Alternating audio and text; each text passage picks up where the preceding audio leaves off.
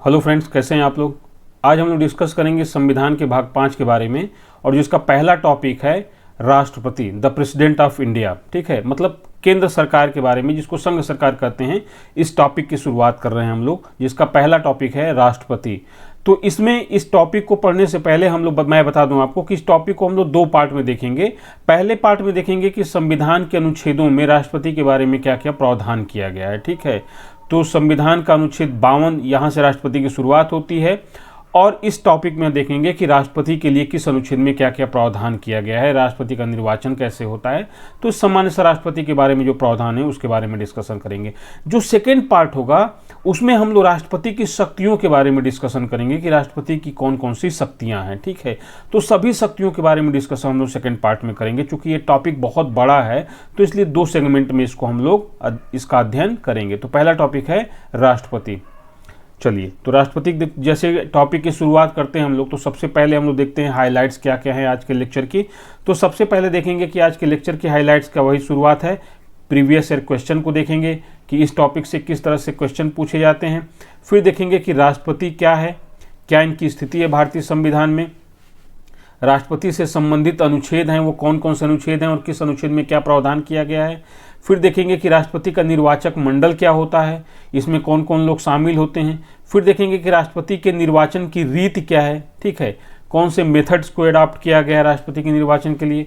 फिर देखेंगे कि राष्ट्रपति की पदावधि क्या है, इन पे महाभियोग लगाने या चलाने की प्रक्रिया क्या है, आधार क्या है। फिर देखेंगे कि पद रिक्तता की पूर्ति कैसे की जाती है, अगर राष्ट्रपति के पद में रिक्ति होती है तो उसकी पूर्ति कैसे की जाती है। फिर देखेंगे कि राष्ट्रपति कैसी शपथ लेते हैं। फिर हम लोग देखेंगे कि राष्ट्रपति की परिलब्धियां क्या हैं या भत्ते क्या हैं।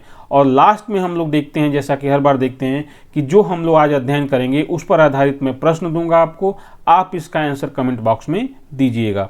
तो ये हम लोग के टॉपिक्स की या लेक्चर की हाईलाइट्स हैं। तो पहला टॉपिक हम लोग का है प्रीवियस ईयर क्वेश्चन। ठीक है, तो यहाँ पर देखते हैं, पहला क्वेश्चन है भारत के राष्ट्रपति के निर्वाचन के संदर्भ में निम्नलिखित कथनों पर विचार कीजिए। ठीक है, मतलब यहाँ पर भारत के राष्ट्रपति के बारे में दो कथन दिए गए हैं, इन दोनों कथनों पर विचार करना है और फिर हमें सही उत्तर का चयन करना है। पहला कथन है प्रत्येक एमएलए के वोट का मूल्य अलग अलग राज्य में अलग अलग होता है। पहला कथन तो ये है कि प्रत्येक एमएलए मतलब विधायक, और कौन सा विधायक है ये विधानसभा का। ठीक है, और ये निर्वाचित होते हैं। दूसरा है लोकसभा के सदस्यों के वोट का मूल्य राज्यसभा के सदस्यों के वोट के मूल्य से अधिक होता है। दूसरा कथन ये है। यहां पर अभी मैं आपको कुछ नहीं यहां बताऊंगा, आंसर मैं भी नहीं बताऊंगा, आप भी मत बताइए। अभी इस क्वेश्चन को बस ये देखिए, इस पॉइंट ऑफ व्यू से देखिए कि इस तरह के क्वेश्चन आते हैं। तो अभी तो हम लोगों ने अध्ययन किया ही नहीं, तो इसको आंसर इसका करने का कोई मतलब ही नहीं है। तो यहाँ पे इस प्रश्न को बताने का मुख्य उद्देश्य यह है कि इस तरह के क्वेश्चन आते हैं। फिर दूसरा क्वेश्चन हम लोग देखते हैं। दूसरा क्वेश्चन है राष्ट्रपति के निर्वाचन में राज्य का मुख्यमंत्री मतदान करने के लिए पात्र नहीं होगा या होता है यदि। अब यहाँ पे 4 ऑप्शन दिए गए हैं, कोई एक ऑप्शन सही होगा। पहला ऑप्शन है वह स्वयं प्रत्याशी होता है, मतलब यदि वह स्वयं प्रत्याशी होता है। दूसरा ऑप्शन है यदि उसे राज्य विधानमंडल के निचले सदन में अपना बहुमत सिद्ध करना शेष हो।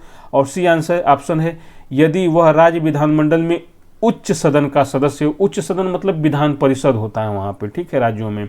और जैसे केंद्र में उच्च सदन क्या राज्यसभा है, तो राज्यों में उच्च सदन का मतलब क्या है, विधान परिषद। और कुछ राज्यों में विधान परिषद है, कुछ राज्यों में विधान परिषद नहीं है। तो अभी इसको डिस्कशन करने कोई मतलब नहीं है कि विधान परिषद कहाँ है कहाँ नहीं। जब हम लोग डिस्कस करेंगे राज्य विधायिका तो वहाँ पर डिस्कस करेंगे। डी ऑप्शन है यदि वह राज्य विधानमंडल में निम्न सदन का सदस्य है। तो इसमें आंसर हम लोग देखेंगे, जब अध्ययन कर लेंगे तो इसका आंसर भी देख लेंगे। अभी यहाँ बताने का सिर्फ इतना उद्देश्य है कि देखिए इस तरह के प्रश्न आते हैं। अब हम अपने टॉपिक पे चलते हैं। तो राष्ट्रपति, प्रेसिडेंट, भारतीय संविधान के भाग 5 में अनुच्छेद 52 से 78 तक में संघ की कार्यपालिका का वर्णन किया गया है। कहां से कहां तक? अनुच्छेद 52 से लेकर अनुच्छेद 78 तक में संघ की कार्यपालिका का वर्णन किया गया। उसके बाद 78 के बाद संघ की विधायिका के बारे में 79 से वर्णन किया गया, संघ की संसद के बारे में किया गया। ठीक है, तो यहाँ पे सिर्फ कार्यपालिका की बात की जा रही। कहाँ से? अनुच्छेद 52 से लेकर 78 तक में संघ की कार्यपालिका का वर्णन किया गया है।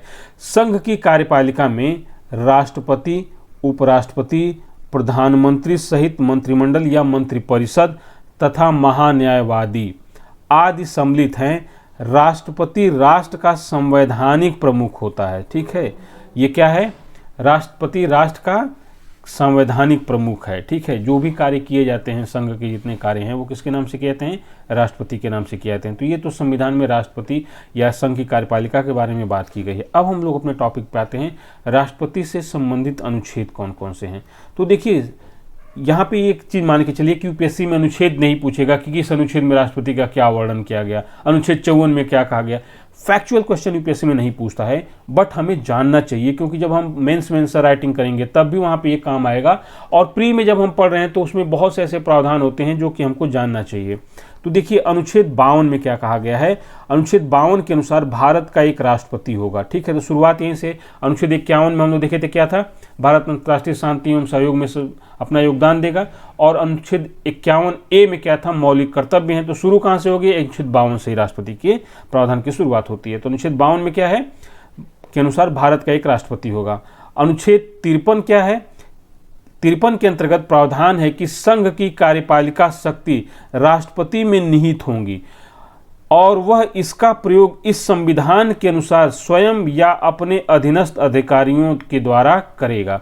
मतलब संघ की कार्यपालिका शक्ति किसमें निहित होगी, राष्ट्रपति में निहित होगी।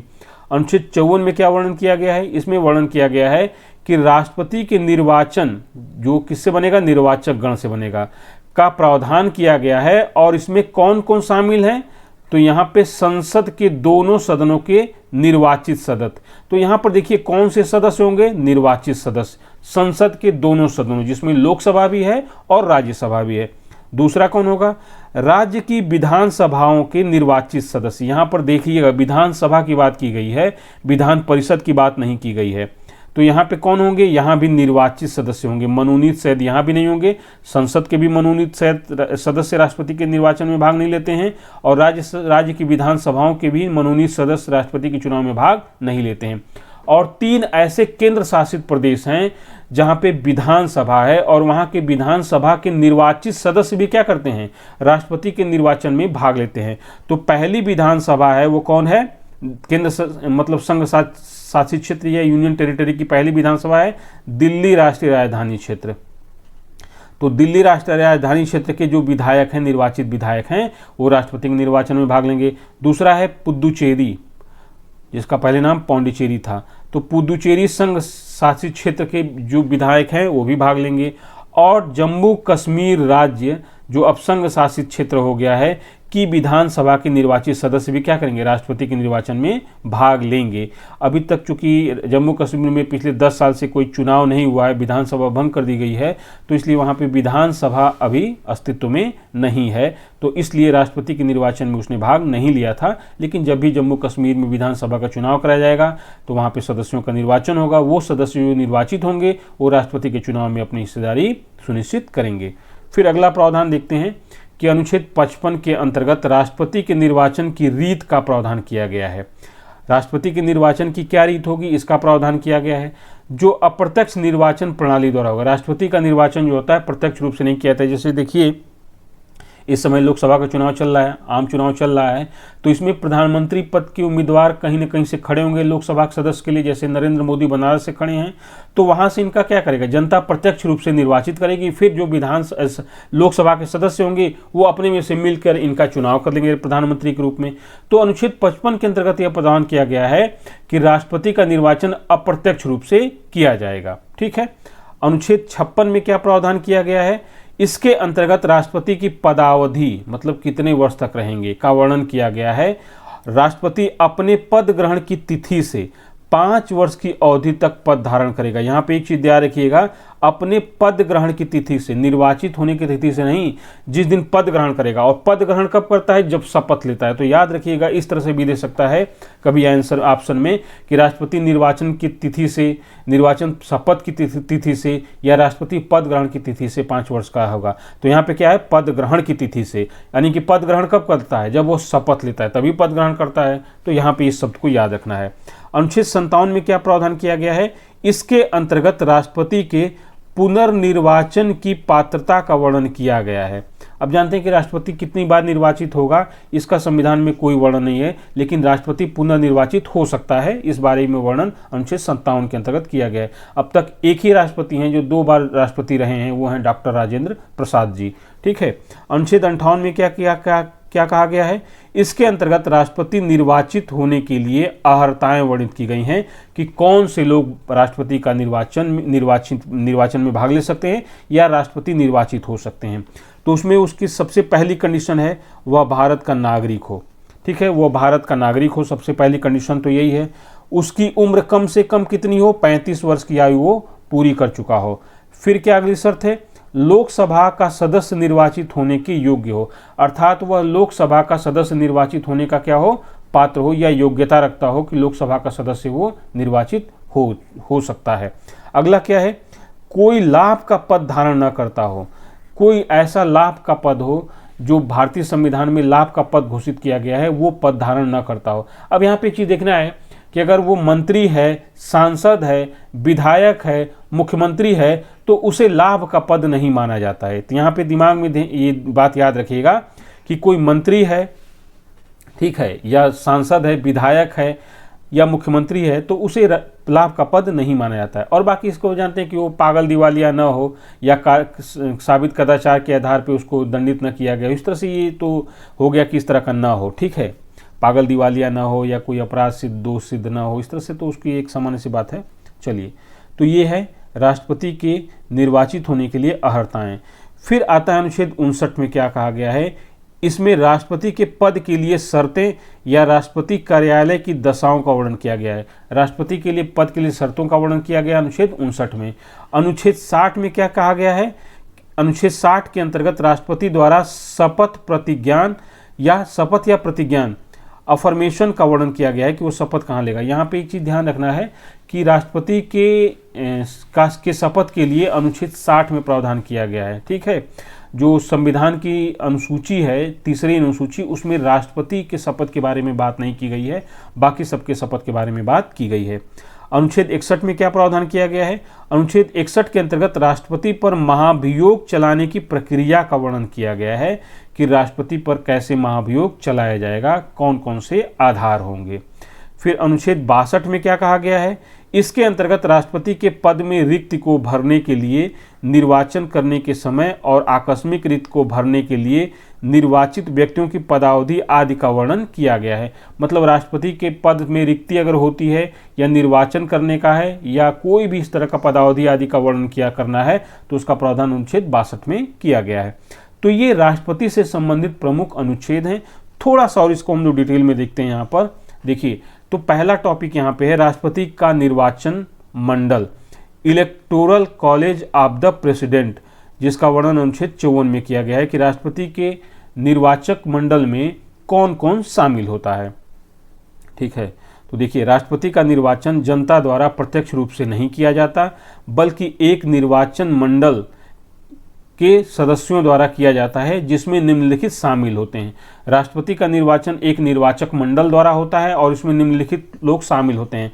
पहला कौन शामिल होता है, लोकसभा के केवल निर्वाचित सदस्य। यहाँ पे ध्यान रखना है कि लोकसभा में पहले 2 एंग्लो इंडियन को मनोनीत किया जाता था, ठीक है, लेकिन अब उसको हटा दिया गया है। अब वो एंग्लो इंडियन के निर्वाचित होने नॉमिनेट होने का प्रावधान समाप्त कर दिया गया है। फिर राज्यसभा के केवल निर्वाचित सदस्य, आपको याद होगा कि राज्यसभा में 12 ऐसे व्यक्तियों का राष्ट्रपति मनोनयन करता है जो साहित्य, कला, विज्ञान इत्यादि के क्षेत्र, समाज सेवा इत्यादि के क्षेत्र से होते हैं। तो वो जो नॉमिनेटेड लोग हैं, ठीक है, मनोनीत लोग हैं, वो राष्ट्रपति के निर्वाचन में भाग नहीं लेते हैं। अब क्यों नहीं लेते हैं कि भाई जाहिर सी बात है कि राष्ट्रपति उन्हीं को मनोनीत कर रहा है और वही राष्ट्रपति के चुनाव में भाग लेंगे, तो इसका मतलब है कि कहीं ना कहीं ये होगा ना कि राष्ट्रपति भाई जिनको नियुक्त कर रहा है या जिनको अपॉइंट कर रहा है वो पार्शलिटी कर सकते हैं कि भाई मुझे इन्होंने नियुक्त किया है, मैं उनके निर्वाचन में भाग लूँ, या ऐसी बार्गेनिंग हो सकती है कि तुम मुझे खून दो, मैं तुम्हें नियुक्त करूँगा, तुम मुझे वोट दो, ये भी तो हो सकता है। तो इसे बचने के लिए कहा गया है कि जो मनोनीत सदस्य हैं उनका मनोनयन कौन करता है, राष्ट्रपति ही करता है, तो एक तरह से उनको इसमें शामिल ना किया जाए। ठीक है, फिर तीसरा कौन है, राज्य विधानसभा के केवल निर्वाचित सदस्य। यहाँ पे विधानसभा है, विधान परिषद का वर्णन नहीं किया गया है। तो जो राज्य का विधानसभा है उसके निर्वाचित सदस्य भाग लेंगे। यहाँ पे भी मनोनीत सदस्यों को शामिल नहीं किया गया है। क्यों नहीं किया गया है कि भाई राज्य की विधानसभा में मनोनीत सदस्यों को कौन मनोनीत करेगा, राज्यपाल करेगा। और राज्यपाल का मनोनयन कौन करता है, नियुक्ति कौन करता है, राष्ट्रपति करता है। तो वो भी तो उसी का आदमी हुआ, तो इनडायरेक्टली क्या करेगा, वो भी राष्ट्रपति के फेवर में काम कर सकता है। तो इसलिए राज्य विधानसभा के केवल निर्वाचित सदस्यों को यहाँ पे भी योग्य माना गया है। और चौथा, वही हमने बताया था कि दिल्ली, पुदुचेरी व जम्मू कश्मीर विधानसभा के निर्वाचित सदस्य। चूंकि दिल्ली और पुदुचेरी में अभी केंद्र शासित प्रदेश हैं तीनों, ये दिल्ली, पुदुचेरी और जम्मू कश्मीर, तो यहाँ दिल्ली और जम्मू पुदुचेरी में तो विधानसभा अस्तित्व में है, लेकिन जम्मू कश्मीर में पिछले 10 साल से विधानसभा का चुनाव नहीं हुआ है, विधानसभा भंग है, तो इसलिए वहाँ पर विधानसभा के सदस्यों का अस्तित्व नहीं है, विधानसभा का भी अस्तित्व फिलहाल नहीं है। ठीक है, लेकिन जब चुनाव होगा तो वहाँ पे विधानसभा का गठन हो जाएगा, फिर विधानसभा के सदस्य होंगे।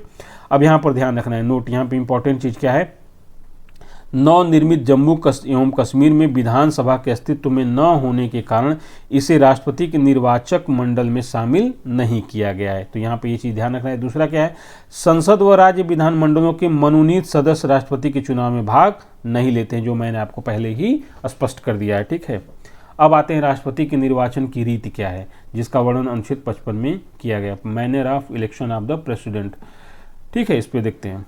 एक चीज़ जान लीजिए कि इस समय ग्लोबल वार्मिंग की बात हम लोग करते थे, ग्लोबल वार्मिंग उसका प्रभाव दिख रहा है, पूरे भारत में दिख रहा है, पूरी दुनिया में खैर दिख रहा है, लेकिन नॉर्थ इंडिया में तो ज़बरदस्त दिख रहा है कि इस समय 44, 45, 46, 47 डिग्री सेल्सियस टेम्परेचर एक सामान्य सी प्रक्रिया हो गई है। और इतना ज़्यादा टेम्परेचर है कि अब लोगों को समझ में आ रहा है ग्लोबल वार्मिंग क्या चीज़ होती है। और आप मानिए ना मानिए, आने वाले समय में जो ग्लोबल वार्मिंग का इम्पैक्ट है या इसका इफ़ेक्ट है वो और इंटेंसली बढ़ता जाएगा, मतलब और ज़्यादा वो विकराल होता जाएगा और इसका प्रभाव और बुरा पड़ेगा। ठीक है, तो हम लोगों को लगता है कि नहीं ये ग्लोबल वार्मिंग कुछ नहीं, जैसे कि डोनाल्ड ट्रंप ने बोल दिया था कि ये ग्लोबल वार्मिंग कुछ नहीं, बस बकवास है। ऐसा कुछ नहीं है, ग्लोबल वार्मिंग का इफेक्ट दिख रहा है। ठीक है, और क्लाइमेट चेंज के रूप में भी दिख रहा है। ठीक है, चलिए, तो याद रखिए कि ग्लोबल वार्मिंग से बचने के क्या क्या हमको उपाय करने चाहिए और क्या क्या हमें इसका ध्यान रखना चाहिए। चलिए अब टॉपिक पे आते हैं हम लोग।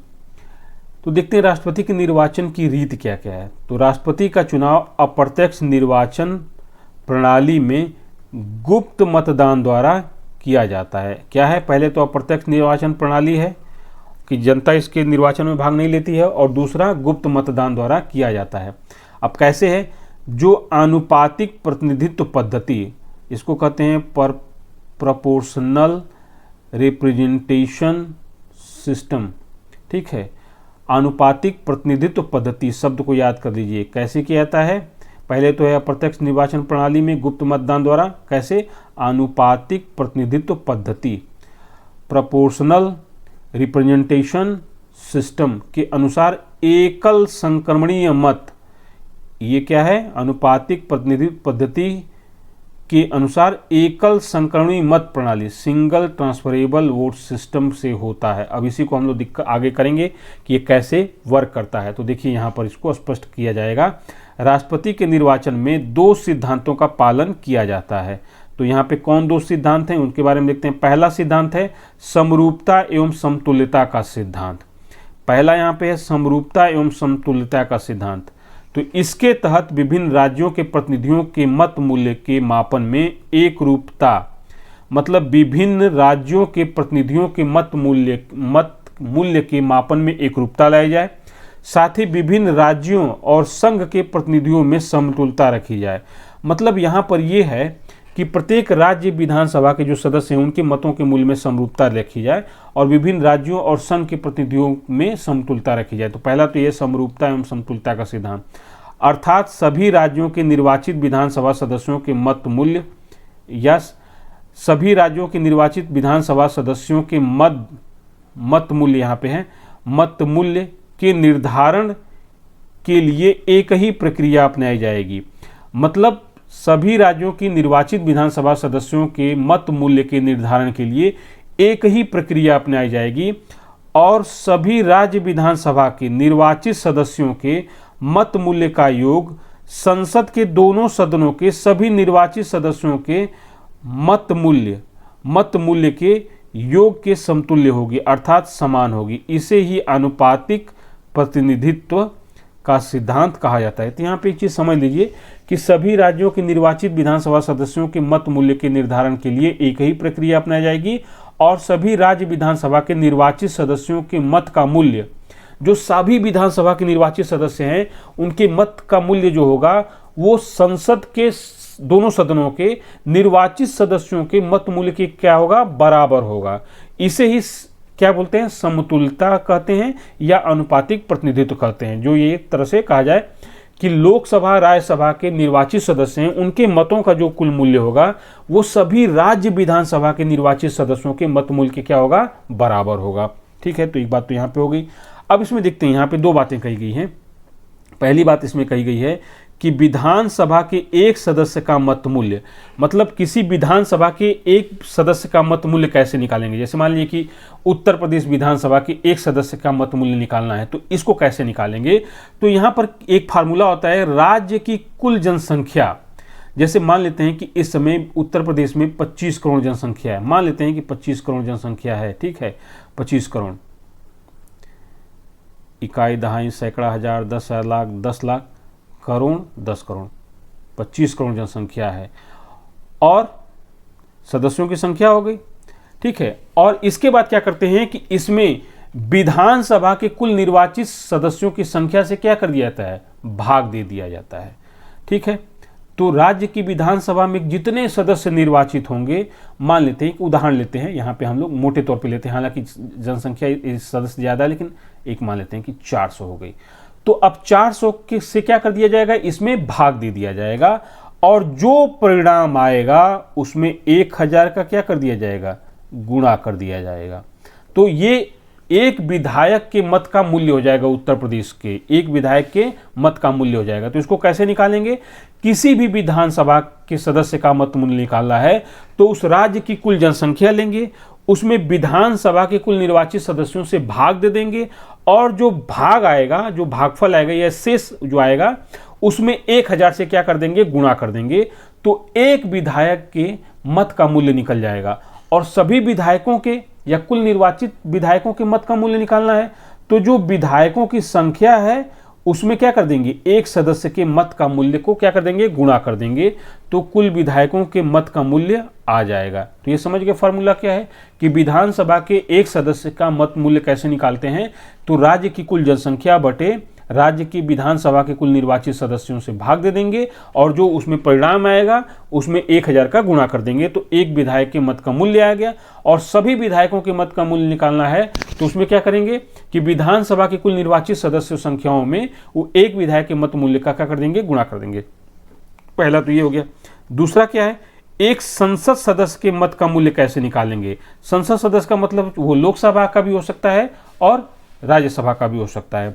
तो एक संसद सदस्य के मत का मूल्य कैसे निकालेंगे, तो जो सारी जो विधानसभाएं हैं, चाहे वो 28 विधानसभाएं हैं और 3 केंद्र शासित प्रदेश हैं, ठीक है, तो ये जितनी विधानसभाएं, राज्यों की विधानसभाएं हैं, इन सभी राज्यों की विधानसभा के विधायकों का कुल मत मूल्य ले लेंगे। ठीक है, तो यहाँ पे लिखा हुआ है सभी राज्यों के विधायकों के मतों का कुल मूल्य, मतलब जो 28 राज्य हैं और 3 केंद्र शासित प्रदेश हैं, तो सभी राज्यों के विधायकों के मत मूल्य निकल गया। तो सारे राज्यों के विधायकों के कुल मत मूल्य को लेकर क्या कर देंगे, उसमें संसद के निर्वाचित सदस्यों की कुल सदस्य संख्या से क्या कर देंगे, भाग दे देंगे। सदस्य संख्या से क्या कर देंगे, से भाग दे देंगे। यहाँ पे लिख लीजिएगा, भाग दे देंगे। तो जो शेषफल आएगा वही क्या हो जाएगा, एक संसद सदस्य का मूल्य हो जाएगा, मत मूल्य हो जाएगा। तो ठीक है, यहाँ पर एक चीज यहाँ पर ध्यान रखना है आपको कि पहला विधानसभा के सदस्य का मत मूल्य कैसे निकालते हैं। तो यहाँ पर ध्यान रखना है कि राज्य की कुल जनसंख्या में राज्य की विधानसभा की कुल निर्वाचित सदस्य संख्याओं से क्या करते हैं, भाग दे देते हैं और जो उसमें शेष आएगा उसमें 1000 का गुणा कर देंगे। जो भागफल आएगा उसमें 1000 का गुणा कर देंगे और इसके बाद एक विधायक की मत मूल्य आ जाएगा। कुल विधानसभा के सदस्यों का मत मूल्य निकालना है तो जो निर्वाचित सदस्य हैं उस संख्या से एक सदस्य के मत मूल्य में गुणा कर देंगे, तो एक राज्य की विधानसभा के निर्वाचित सदस्यों का कुल मत मूल्य आ जाएगा। इसी तरह से 28 जो विधानसभा हैं उन सभी का निकाल लेंगे, सबको जोड़ लेंगे और 3 केंद्र शासित हैं उनको भी जोड़ लेंगे। तो जो कुल मत मूल्य आएगा उसमें संसद के दोनों सदनों के कुल जो निर्वाचित सदस्य हैं उनकी संख्या से क्या कर देंगे, भाग दे देंगे। तो इससे क्या आ जाएगा, इससे एक सांसद के निर्वाचित मत मूल्य को ज्ञात कर लेंगे। ठीक है, तो ये हो जाएगा। चलिए अब हम लोग देखते हैं, पहला तो ये देख लिया हम लोग समरूपता का सिद्धांत, दूसरा है एकल संक्रमणीय मत प्रणाली सिद्धांत, सिंगल ट्रांसफरेबल वोट सिस्टम।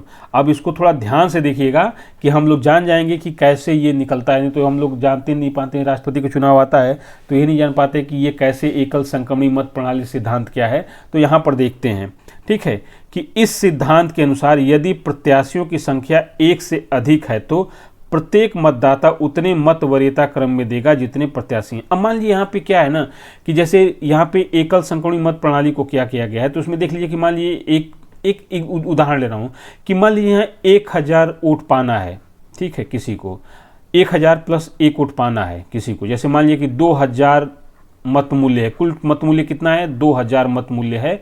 तो यहाँ पर क्या होगा कि 2 प्रत्याशी, मान लीजिए 2 प्रत्याशी ए और बी हैं, यहाँ पे ध्यान से जी देखिएगा, 2 प्रत्याशी एक और बी हैं, तो इनको क्या होगा कि जाहिर सी बात है कि दोनों लोग को ही चुनना है और 2000 कुल मत मूल्य हैं, तो इसमें से क्या होगा 1001 मत मूल्य या मत जो प्राप्त कर लेगा, यानी कि 1001 वोट जो प्राप्त कर लेगा वही क्या हो जाएगा, विजयी हो जाएगा।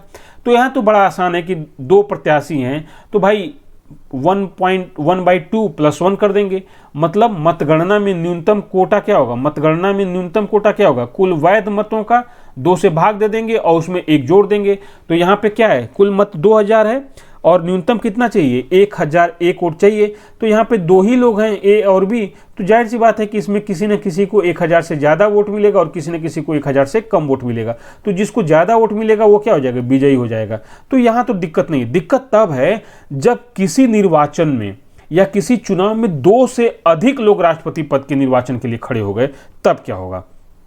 तो देखिए, तो इसमें क्या होगा कि सबसे पहले प्रथम वरीयता के मतों की गणना की जाती है। मतलब यहाँ पे क्या किया जाता है ना कि जैसे मान लीजिए 3 लोग निर्वाचन में खड़े हो गए, तो प्रत्येक जो सदस्य निर्वाचन में भाग लेने वाले जैसे संसद सदस्य हैं या विधानसभा के विधायक हैं, उनको क्या किया जाएगा, वरीयता में मत देना होगा। जैसे मान लेते हैं कि 3 लोग यहाँ पे हैं, ए बी सी, और किसी को मत देना है तो वो मान लीजिए किसी ए को पसंद करता है कि हो जाए, तो यहाँ इनके सामने ए लिखेगा, इनके सामने 2 लिखेगा और इनके सामने 3 लिखेगा। वो वरीयता पे देता है कि मैं ए को चाहता हूं कि ये पहली वरीयता मेरी कौन हो, ए हो, दूसरी वरीयता कौन हो, बी हो, और तीसरी वरीयता किसको है, सी को है। तो इस तरह से क्या करेगा ना कि जितने सदस्य खड़े होंगे चुनाव में, निर्वाचन में, उनके आगे वो वरीयता क्रम निर्धारित कर देगा। ठीक है, अब देखिए मान लेते हैं कि इस निर्वाचन में भाग लिए, तो यहाँ पे क्या हो गया, यदि कोई प्रत्याशी न्यूनतम कोटा प्राप्त कर लेता है तो उसे विजयी घोषित कर दिया जाता है। प्रथम बात गणना की गई कि भाई ठीक है, न्यूनतम कोटा एक ने प्राप्त कर लिया तो उसको विजयी घोषित कर देते हैं। लेकिन प्रथम वरीयता के मत मूल्यों को काउंट करने के बाद भी कोई प्रत्याशी न्यूनतम मत मूल्य जो क्या है 50 + 1 नहीं प्राप्त करता है, तो फिर द्वितीय चक्र की गणना की जाती है। तब ये पहले राउंड में पहली वरीयता में कोई विजयी नहीं होता है, तब दूसरी वरीयता की गणना की जाती है। तो कैसे की जाएगी उसके बारे में देखते हैं। परंतु यदि ऐसा नहीं होता है, कैसा कि प्रथम वरीयता के मतों में ही कोई विजेता नहीं घोषित होता है, तब द्वितीय चक्र की गणना की जाती है। अब यहाँ पे एक उदाहरण के माध्यम से मैं समझाने की कोशिश किया हूँ। यदि राष्ट्रपति के पद के निर्वाचन में 3 प्रत्याशी, पहला है ए प्रत्याशी, दूसरा है बी प्रत्याशी और तीसरा है सी प्रत्याशी हैं, 3 प्रत्याशी हैं तथा कुल प्राप्त वैध मत 3000 हैं, मतलब 3000 ही वोट वैल्यू है, कुल 3000 वोट वैध मत हैं, तो न्यूनतम कोटा कितना हो जाएगा। तो हम जानते हैं कि न्यूनतम कोटा निकालने के लिए क्या है, कुल वैध मत, ये जो इसके पहले बताया गया है, ये न्यूनतम कोटा क्या हो गया, कुल वैध मत बटा 2 कर दिया जाएगा, ये 2 कर दिया जाएगा और +1 कर दिया जाएगा, यानी कि 50 + 1, 50% + 1 जो होगा वो क्या हो जाएगा, कुल न्यूनतम कोटा हो जाएगा। इतना वोट पाना जरूरी है निर्वाचित होने के लिए राष्ट्रपति को। अब यहाँ मान लेते हैं कि कुल वोट कितना है, यहाँ पे 3000 है, तो जाहिर सी बात है कि 3000 यहाँ पे कुल वोट है, तो इसमें 2 का भाग दे देंगे तो कितना हो जाएगा, 1500 हो जाएगा और +1 जोड़ देंगे, तो इसका मतलब है कि 1501 वोट जो प्राप्त कर लेगा वही क्या हो जाएगा, राष्ट्रपति के पद के लिए निर्वाचित हो जाएगा। तो यहाँ पर क्या है कि 3 प्रत्याशी हैं, ए बी और सी, और कुल वैध मत कितना है, 3000 है, तो न्यूनतम कोटा कितना हो जाएगा, 1501 वोट जो पाएगा वो विजयी हो जाएगा। लेकिन यहाँ पर कंडीशन देखते हैं कि यहाँ तीनों प्रत्याशियों को प्रथम वरीयता में प्राप्त मत क्रमशः ए को मिला है 1200 वोट, बी को मिला है 1000 वोट और सी को मिला है 800 वोट। अब यहाँ पर देखा गया कि प्रथम वरीयता में ए को 1200 मिला है, जो 1501 से कितना कम है, 301 कम है। यहाँ बी को मिला है 1000 वोट, तो ये भी कितना है, 1501 से 1000, तो 501 मत इसको कम मिला है। सी को मिला है 800, तो ये 701 वोट कम पाया है। तो अब प्रथम वरीयता में तो ये नहीं कोई जीता है।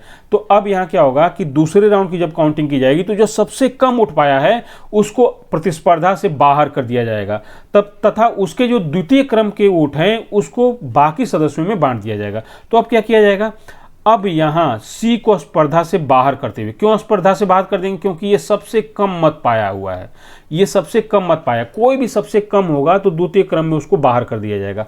अब यहां सी को स्पर्धा से बाहर करते हुए उसके द्वारा प्राप्त 800 मतों में द्वितीय वरीयता के मतों की गणना की जाएगी। ठीक है, जो उसके 800 वोट थे उसमें द्वितीय क्रम की वरीयता की गणना की जाएगी। अब देखिए यहाँ पे जो सी 800 मत पाया था, इसमें से द्वितीय वरीयता पर ए को 500 वोट मिले हैं और बी को 300 वोट मिले हैं, तो ए को 500 वोट जोड़ दिए जाएंगे। तो यहाँ पे क्या हो जाएगा कि देखिए ए को कुल प्राप्त मत कितने थे, जो 1200 वो पाया था प्रथम वरीयता में, और सी में जो वो 500 द्वितीय वरीयता में प्राप्त किया है, तो इसको जोड़ दिया जाएगा तो कुल मत कितना हो गए, 1700 हो गए। तो ये 1700 हो गए कुल मत इसको, और इसको पाना कितना था, 1501 मत। तो यहाँ पे ए को क्या कर दिया जाएगा, विजेता घोषित कर दिया जाएगा। अब बी को कितना मत प्राप्त हुआ था, बी को पहली वरीयता में 1000 मत प्राप्त हुए थे यहाँ पर देखिए, और यहाँ पर इसको कितने प्राप्त हो रहे हैं, इसको द्वितीय क्रम की वरीयता जो सी का है उसको 300 प्राप्त हो रहे हैं। तो दोनों को जोड़ा गया तो कितना हो गया, ये 300 हो गए। तो यहाँ पे ए जो है वो ये न्यूनतम क्राइटेरिया जो है, कुल मत मूल्य का न्यूनतम मत प्राप्त करने का जो क्राइटेरिया था उसको फुलफिल कर ले रहा है। तो यहाँ पे ए को क्या कर दिया जाएगा, विजेता घोषित कर दिया जाएगा, अर्थात राष्ट्रपति के रूप में निर्वाचित घोषित कर दिया जाएगा। तो यहाँ पे ध्यान रखना है। ठीक है, यहाँ पे एक चीज़ और है, यहाँ ए को कुल प्राप्त मत न्यूनतम कोटा से अधिक है, अतः ए को विजयी घोषित कर दिया जाएगा, वही जो मैं आपको बता रहा था।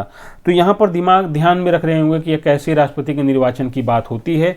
आई होप ये चीज़ आपको बिल्कुल समझ में आ गई होगी कि राष्ट्रपति के निर्वाचन में किस तरह से निर्वाचन किया जाता है, या मतों के मूल्यों का कैसे गणना की जाती है। अगर नहीं समझ में आया है तो एक बार आप इसको पॉज कीजिएगा या रिवर्स करके फिर से सुन लीजिएगा, आपको ये पूरी तरह से समझ में आ जाएगा।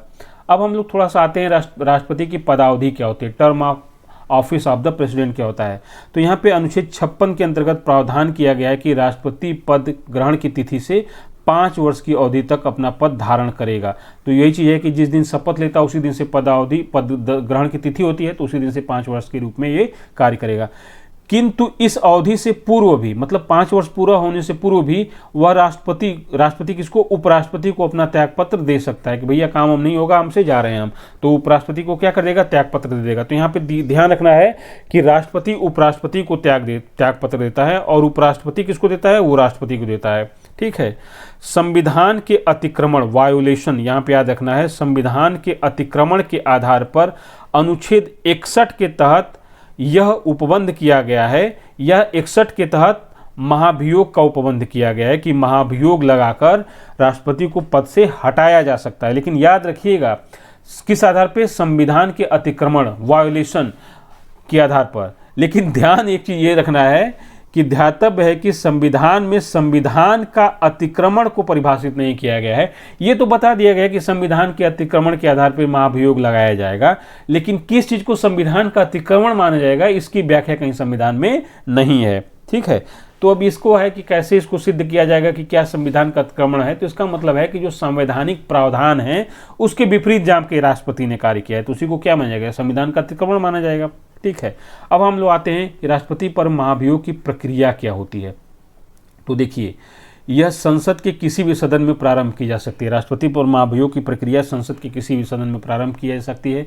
महाभियोग प्रस्ताव पर सदन के 1/4 सदस्य, मान लीजिए कि राज्यसभा में 250 सदस्य हैं और राज्यसभा में ही इस महाभियोग की प्रक्रिया शुरू होती है, तो इसके 1/4 सदस्य क्या करेंगे, हस्ताक्षर होगा कि महाभियोग की प्रक्रिया ला रहे हैं, तो 1/4 सदस्य इस पर क्या करेंगे, हस्ताक्षर करेंगे।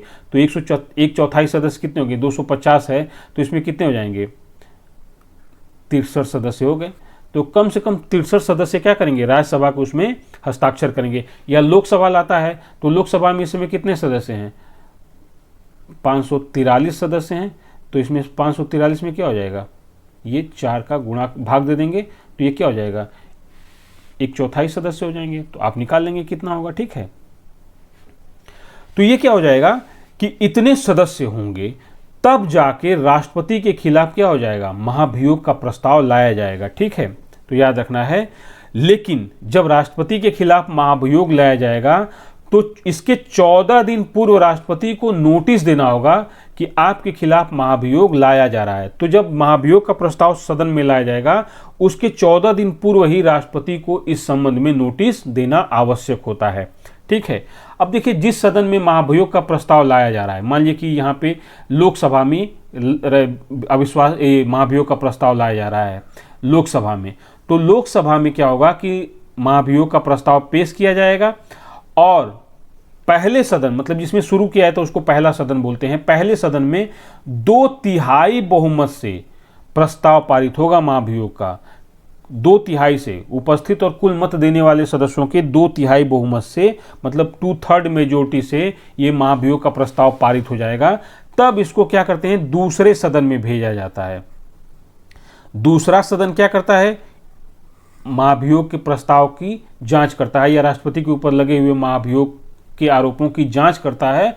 और यदि दूसरा सदन भी उपस्थित और मत देने वाले सदस्यों के 2/3 बहुमत से अगर महाभियोग प्रस्ताव को पारित कर देता है, तो जिस दिन दूसरा सदन महाभियोग प्रस्ताव पारित करता है उसी समय से राष्ट्रपति क्या हो जाता है, पदच्युत हो जाता है, अपने पद से हट जाता है। तो याद रखिएगा कि महाभियोग का प्रस्ताव, राष्ट्रपति के खिलाफ महाभियोग का प्रस्ताव किसी भी सदन में शुरू किया जा सकता है, चाहे वो लोकसभा हो चाहे राज्यसभा हो। लेकिन ध्यान रखिएगा कि जिस सभा में लाया जा रहा हो पहले महाभियोग का प्रस्ताव, उसमें 1/4 सदस्यों का हस्ताक्षर होना चाहिए और राष्ट्रपति को महाभियोग प्रस्ताव के 14 दिन पहले सूचना देनी होगी या नोटिस देना होगा, तब उसमें उस सदन में महाभियोग का प्रस्ताव पारित किया जाएगा, ठीक है। और महाभियोग का प्रस्ताव पारित क्या होगा कि जो सदन पहले महाभियोग की प्रक्रिया शुरू करता है वो अपने कुल उपस्थित और मत देने वाले सदस्यों के 2/3 बहुमत से इस प्रस्ताव को पारित करेगा और फिर दूसरे सदन को भेजेगा। दूसरा सदन इस महाभियोग के प्रस्ताव की जांच करता है और वो भी अपने उपस्थित और मत देने वाले कुल सदस्यों के 2/3 बहुमत से अगर प्रस्ताव पारित कर देता है, तो जिस दिन ये प्रस्ताव दूसरा सदन पारित करेगा उसी दिन से राष्ट्रपति अपने पद से हट जाता है, पदच्युत हो जाता है। लेकिन यहां एक चीज ध्यान रखना है कि ये जो राष्ट्रपति के खिलाफ महाभियोग की प्रक्रिया है, ये संसद की अर्ध न्यायिक प्रक्रिया है जिसमें कौन कौन से लोग भाग लेते हैं। एक चीज देखिए, अभी हम लोगों ने डिस्कस किया था कि राष्ट्रपति के निर्वाचन में कौन कौन से लोग भाग लेते हैं। वो तो कौन कौन थे, लोकसभा और राज्यसभा के निर्वाचित सदस्य वहां भाग लेते हैं राष्ट्रपति के निर्वाचन में। फिर राज्य विधानसभा के निर्वाचित सदस्य लेते हैं भाग। और तीसरा क्या था कि जो केंद्र शासित प्रदेश हैं जहां पे विधानसभा का गठन है, जैसे दिल्ली है, पुदुचेरी है और जम्मू कश्मीर है, इस विधानसभा के निर्वाचित सदस्य राष्ट्रपति के निर्वाचन में भाग लेते हैं। लेकिन जब राष्ट्रपति के खिलाफ महाभियोग लाया जाता है तो उसमें राज्य की विधानसभा और केंद्र शासित प्रदेशों की विधानसभा के निर्वाचित हों चाहे मनोनीत सदस्य, ये भाग नहीं लेते हैं। इसमें संसद के दोनों सदनों के सभी सदस्य भाग लेते हैं, चाहे वो निर्वाचित हों चाहे नामांकित हों। तो यहां पे देखना है कि संसद में जब राष्ट्रपति के खिलाफ महाभियोग की प्रक्रिया लाई जाती है तो उसमें कौन कौन भाग लेता है, संसद के सभी सदस्य। और सभी सदस्य का मतलब है कि वो निर्वाचित भी हो सकते हैं और मनोनीत भी हो सकते हैं या नामांकित भी हो सकते हैं। दोनों तरह के सदस्य भाग लेते हैं, लोकसभा और राज्यसभा के, ठीक है। और वही चीज में कहा कि कौन भाग नहीं लेगा, तो राज्य विधानसभा व संघ शासित जो विधानसभा के सदस्य हैं ये भाग नहीं लेंगे। तो ये लोग निर्वाचन में तो भाग लेते हैं लेकिन राष्ट्रपति के खिलाफ लाए गए महाभियोग प्रस्ताव में ये लोग भाग नहीं लेते हैं। तो यहाँ पे याद रखना है कि राष्ट्रपति, और ये भी क्वेश्चन पूछ सकता है कभी कमीशन कि वो कौन से लोग हैं जो राष्ट्रपति के निर्वाचन में तो भाग लेते हैं लेकिन राष्ट्रपति के महाभियोग प्रक्रिया में भाग नहीं लेते हैं। तो यहाँ पे ध्यान रखना है कि एक तो जो नामांकित सदस्य होते हैं लोकसभा और राज्यसभा के, निर्वाचन में भाग नहीं लेते हैं लेकिन महाभियोग में भाग लेते हैं। और दूसरे राज्य विधानसभा के निर्वाचित सदस्य, साथ में दिल्ली, पुडुचेरी और जम्मू कश्मीर के निर्वाचित सदस्य, ये राष्ट्रपति के निर्वाचन में तो भाग लेते हैं लेकिन राष्ट्रपति की महाभियोग प्रक्रिया में भाग नहीं लेते हैं। तो याद रखिएगा। या ऐसे भी क्वेश्चन पूछ सकता है कि वो कौन लोग हैं जो राष्ट्रपति के निर्वाचन में भाग नहीं लेते हैं लेकिन महाभियोग प्रक्रिया में भाग लेते हैं। तो क्या है, दोनों सदनों के नामांकित सदस्य जो होते हैं या नियुक्त सदस्य जो होते हैं वो निर्वाचन में भाग तो नहीं लेते हैं, लेकिन महाभियोग प्रक्रिया में भाग लेते हैं। तो यहाँ पे ध्यान रखना है।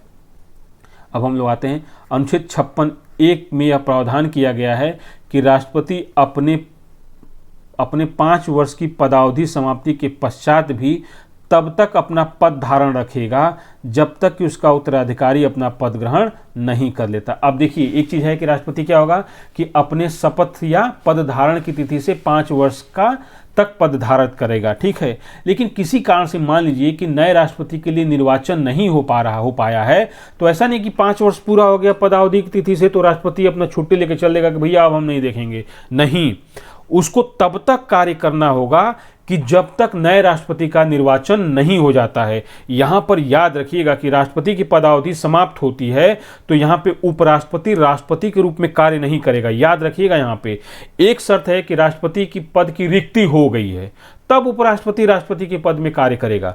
लेकिन अगर राष्ट्रपति की पदावधि हो रही है, जैसे पद की अवधि समाप्त हो रही है 5 वर्ष, और ये होगा कि भाई राष्ट्रपति अब जाइए, अब उपराष्ट्रपति को कार्यभार दी, ये प्रावधान नहीं है संविधान में। यहां पर यह है कि तब तक राष्ट्रपति अपने पद पर रहेगा जब तक कि नए राष्ट्रपति का निर्वाचन नहीं हो जाता है। और ये क्यों किया जाता है? ये ऐसा किया जाता है कि शासनांतरण न हो पाए, मतलब राज सत्ता में अंतरण न हो पाए, ठीक है। तो इससे बचने के लिए क्या है, जैसे राष्ट्रपति क्या है भाई, राष्ट्र का प्रमुख होता ना, तो ऐसा नहीं हो कि राष्ट्र बिना प्रमुख के हो गया। इसी से बचने के लिए क्या किया गया है, यहाँ पर नए राष्ट्रपति के चुनाव तक पुराना राष्ट्रपति कार्य करेगा, चाहे वो पदावधि 5 वर्ष के बाद शुरू होती है। लेकिन जब नए राष्ट्रपति का चुनाव हो जाएगा तो फिर राष्ट्रपति क्या करेगा, पुराना वाला अपना पद छोड़ देगा। तो यहाँ पे ध्यान क्या दिया गया है, यहाँ उपराष्ट्रपति कार्यवाहक राष्ट्रपति के रूप में कार्य नहीं करेगा, जिसकी मैं अभी व्याख्या कर रहा था। यहाँ पे उपराष्ट्रपति कार्यवाहक राष्ट्रपति के रूप में कार्य नहीं करेगा। जब राष्ट्रपति उपराष्ट्रपति को अपना त्यागपत्र देता है, अब यहाँ पे एक मान लीजिए कि राष्ट्रपति ने त्यागपत्र दे दिया 5 साल के पहले कि भैया हम जा रहे हैं, अब त्यागपत्र दे दिया, तब उपराष्ट्रपति क्या करता है कि राष्ट्रपति द्वारा पद ग्रहण कर लेता है, राष्ट्रपति की पद ग्रहण कर लेता है। लेकिन इसकी तत्काल सूचना वो किसको देगा, लोकसभा के अध्यक्ष को देगा। कौन, उपराष्ट्रपति। क्यों ऐसा करेगा, क्योंकि जो संसद है ये किससे किससे मिलकर बनती है, ये लोकसभा, राज्यसभा और राष्ट्रपति तीनों से मिलकर बनती है, ठीक है। तो वो उपराष्ट्रपति जो है राष्ट्रपति के पदत्याग का सूचना तुरंत किसको देता है, लोकसभा के अध्यक्ष को देता है। तो यहाँ पे चीज़ ध्यान में रखना है। अब एक चीज़ हम लोग और देखते हैं, राष्ट्रपति पद की रिक्ति की पूर्ति। अब राष्ट्रपति का पद रिक्त हो गया है। इसके पहले हमने जो देखा था, ये राष्ट्रपति की पद की रिक्ति नहीं थी, बल्कि क्या हो गया कि नए राष्ट्रपति के लिए चुनाव नहीं हो पाया है किसी कारण से। बहुत से ऐसे कारण हो सकते हैं कि नए राष्ट्रपति का चुनाव नहीं हो पाया है और 5 साल की अवधि क्या हो रही है, समाप्त हो रही है। तो इसका प्रावधान था। अब हम लोग देखते हैं कि राष्ट्रपति के पद की रिक्ति हो गई है। अनुच्छेद 62 के अनुसार राष्ट्रपति के पद की रिक्तता, यहाँ पे रिक्तता है, इसको याद रखिएगा, रिक्तता के पूर्व ही नए राष्ट्रपति के लिए चुनाव संपन्न करा लिया जाना चाहिए। यदि राष्ट्रपति का पद मृत्यु, त्यागपत्र, महाभियोग या किसी अन्य कारण से रिक्त होता है तो उसको भरने के लिए 6 माह के भीतर चुनाव अवश्य करा लिया जाना चाहिए। अधिकतम सीमा कितनी है, 6 माह। अगर राष्ट्रपति की मृत्यु हो गई, मान लीजिए आज ही राष्ट्रपति की मृत्यु हो गई, या आज ही राष्ट्रपति ने पद त्याग दिया, या आज ही महाभियोग के द्वारा पदच्युत कर दिया गया, या किसी अन्य कारण से उसके पद की रिक्ति हो गई है, तो अधिकतम आज से 6 महीने के भीतर किसी न किसी तरह से राष्ट्रपति का चुनाव करा लिया जाना चाहिए। 6 माह की अधिकतम सीमा कितनी है, 6 माह, ये याद रखना है आपको। फिर क्या है, राष्ट्रपति की अनुपस्थिति में, अगर राष्ट्रपति अनुपस्थित हो गया है, अनुपस्थित कैसे हो सकता है कि भाई ठीक है, या तो कर्तव्यों को निर्वहन करने में असमर्थ है, जो भी है, तो क्या करेगा, राष्ट्रपति की अनुपस्थिति में उपराष्ट्रपति राष्ट्रपति के कर्तव्यों का निर्वहन करेगा। यदि उपराष्ट्रपति भी अनुपस्थित है तो भारत का मुख्य न्यायाधीश राष्ट्रपति के रूप में कार्य करेगा, और यदि भारत का मुख्य न्यायाधीश भी अनुपस्थित है तो सर्वोच्च न्यायालय का वरिष्ठ न्यायाधीश इस कर्तव्य का निर्वहन करेगा। तो याद रखिएगा कि अगर राष्ट्रपति किसी वर्ष से किसी कारण से अपने पद का निर्वहन नहीं कर पा रहा है, अनुपस्थित है, तो उपराष्ट्रपति राष्ट्रपति के रूप में कार्य करेगा। और अगर उपराष्ट्रपति भी नहीं है तो भारत का मुख्य न्यायाधीश क्या करेगा, राष्ट्रपति के रूप में कार्य करेगा। और मान लीजिए भारत का मुख्य न्यायाधीश भी अनुपस्थित है तो सुप्रीम कोर्ट का कोई वरिष्ठ न्यायाधीश होगा, वो राष्ट्रपति के रूप में कार्य करेगा। अब यहाँ पे एक कोटेशन है, क्या है ये, इंपॉर्टेंट फैक्ट है कि एम हिदायतुल्लाह एकमात्र सर्वोच्च न्यायालय के मुख्य न्यायाधीश रहे हैं जिन्होंने 20 जुलाई 1969 से 24 अगस्त 1969 तक कार्यवाहक राष्ट्रपति के रूप में कार्य किया है। तो ये चीज़ याद रखिएगा कि एक ही बार ऐसा मौका आया, और क्यों आया है, क्योंकि जो उपराष्ट्रपति थे वो चुनाव लड़ने के लिए, राष्ट्रपति का चुनाव लड़ने के लिए उन्होंने बीबी गिरी थे, तो उन्होंने क्या किया था कि उपराष्ट्रपति पद से इस्तीफा दे दिया था। तो उस कारण से वहाँ पर ये एम हिदायतुल्ला जो सर्वोच्च न्यायालय के मुख्य न्यायाधीश थे, इन्होंने कार्यवाहक राष्ट्रपति के रूप में कार्य किया था। तो इसको हम आई थिंक आपको समझ में आ गया होगा। अब आते हैं राष्ट्रपति द्वारा शपथ या प्रतिज्ञान क्या है। तो देखिए, जो सेंट्रल गवर्नमेंट के जो भी पदाधिकारी हैं उनके शपथ का प्रावधान किया गया है संविधान की 3री अनुसूची में, लेकिन राष्ट्रपति एक ऐसा पद है जिसके लिए अलग से प्रावधान किया गया है। 3री अनुसूची में राष्ट्रपति के शपथ का कोई प्रावधान नहीं है। तो ये क्या है, oath or affirmation by the president क्या है।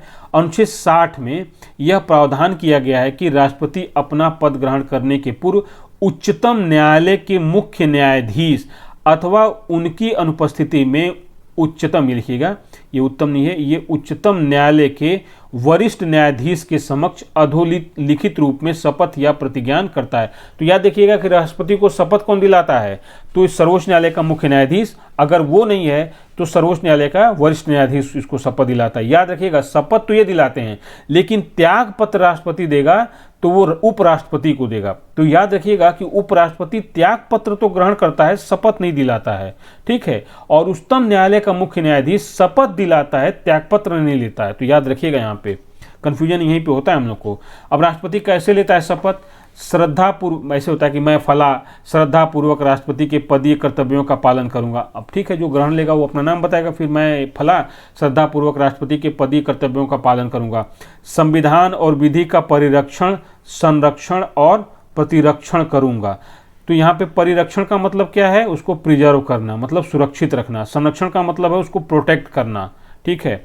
और प्रतिरक्षण का मतलब है डिफेंड करना। ये सब करेगा राष्ट्रपति, किसका, संविधान और विधि का।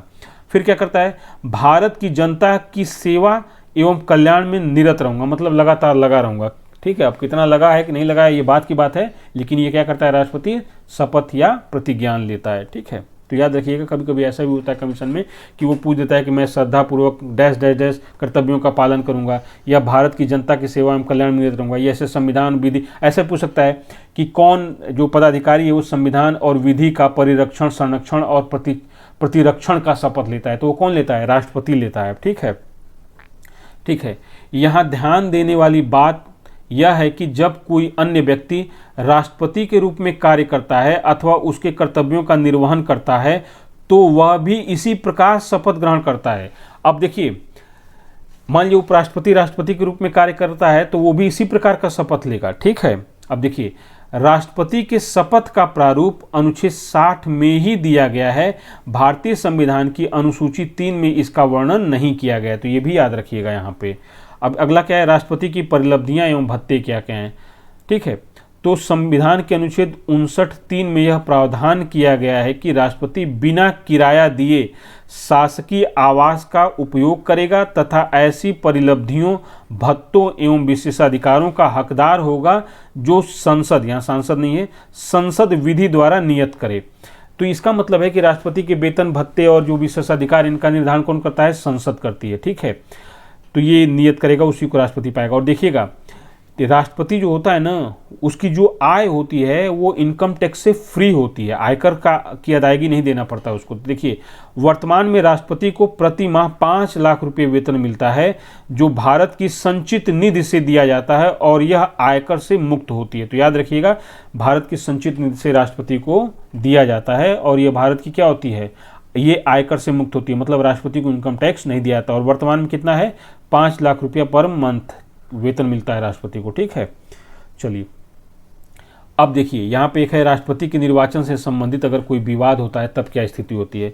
तो अनुच्छेद 71 में यह प्रावधान किया गया है कि राष्ट्रपति और उपराष्ट्रपति के निर्वाचन से संबंधित विवादों का विनिश्चय उच्चतम न्यायालय द्वारा किया जाएगा और उसका विनिश्चय क्या होगा या निर्णय अंतिम होगा। तो यहाँ पे अनुच्छेद 71 इसलिए प्रावधान किया गया है कि तब तक राष्ट्रपति और उपराष्ट्रपति दोनों की चर्चा कर ली गई है। तो राष्ट्रपति और उपराष्ट्रपति की जब चर्चा हो गई तब अनुच्छेद 71 में यह प्रावधान किया गया है कि राष्ट्रपति और उपराष्ट्रपति के निर्वाचन से संबंधित कोई विवाद आता है तो इस विवाद का निपटारा कौन करेगा, उच्चतम न्यायालय द्वारा किया जाएगा और उच्चतम न्यायालय का निर्णय क्या होगा, अंतिम होगा।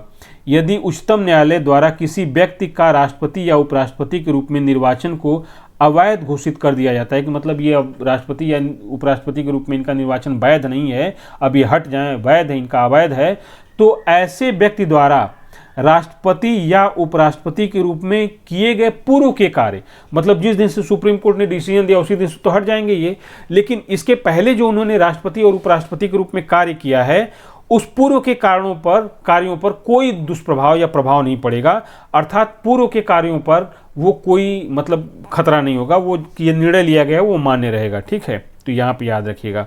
अब यहाँ पे एक इंपॉर्टेंट टॉपिक नोट क्या किया गया है, 11वें संविधान संशोधन अधिनियम 1961 में यह प्रावधान किया गया कि राष्ट्रपति या उपराष्ट्रपति के चुनाव की वैधता को इस आधार पर चुनौती नहीं दी जा सकती है कि निर्वाचक मंडल में कुछ स्थान रिक्त रह गए थे। तो ये नहीं है कि भाई रिक्त कुछ निर्वाचक मंडल में जो हैं उनमें से कहीं रिक्ति रह गई है तो इसलिए राष्ट्रपति के निर्वाचन को इसमें चैलेंज किया जाए, ऐसा नहीं किया जा सकता। कैसे, 11वें संविधान संशोधन से।